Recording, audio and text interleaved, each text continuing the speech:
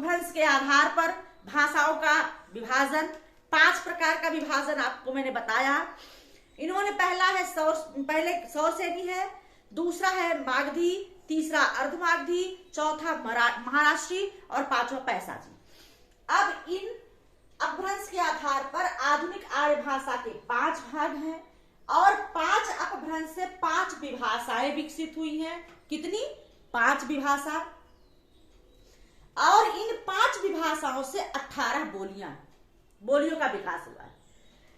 TET वगैरह जैसे exam में पूछा गया बोलियों की संख्या 18, 17, 16, 15, तो अगर वहां पर कभी कभी होता है कि 18 ऑप्शन में नहीं रहता तो लोग 17 लगा देते हैं। वैसे बोलियों की संख्या कितनी है? 18 बोलियां हैं हिंदी में। और अगर पूछता है प्रश्न विभाषाएं कितनी होती है तो 5 विभाषाएं होती है।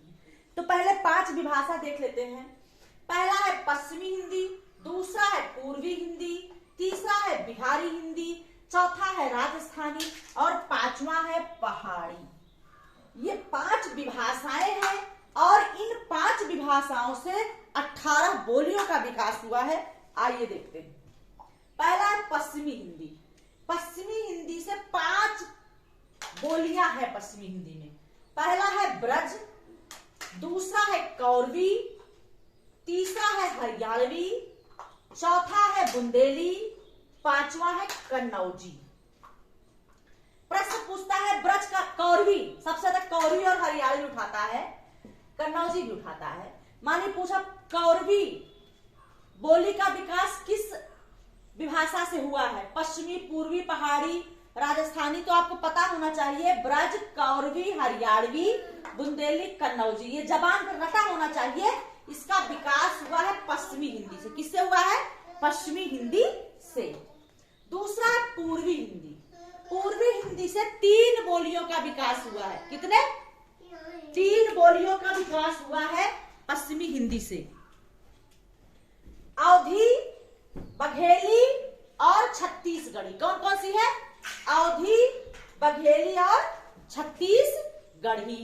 ये 3 बोलियां पूर्वी हिंदी से विकसित हुई। इससे भी प्रश्न पूछता है, सबसे ज्यादा पूछता अवधी। अवधी का विकास किस विभाषा से हुआ है? तो अवधी पूर्वी हिंदी से, बघेली पूर्वी हिंदी से और छत्तीसगढ़ी पूर्वी हिंदी से। अगला आता है बिहारी हिंदी। बिहारी से 3 बोलियां विकसित हुई है, भोजपुरी, मगही और मैथिली। भोजपुरी, मगही, मैथिली ये बिहारी हिंदी से इस बोलियों का विकास हुआ है। चौथा है राजस्थानी हिंदी। राजस्थानी हिंदी में 4 बोलियां हैं। पहला है मारवाड़ी, दूसरा है जयपुरी और तीसरा है मेवाती और चौथा है मालवी। मारवाड़ी, जयपुरी, मेवाती और मालवी।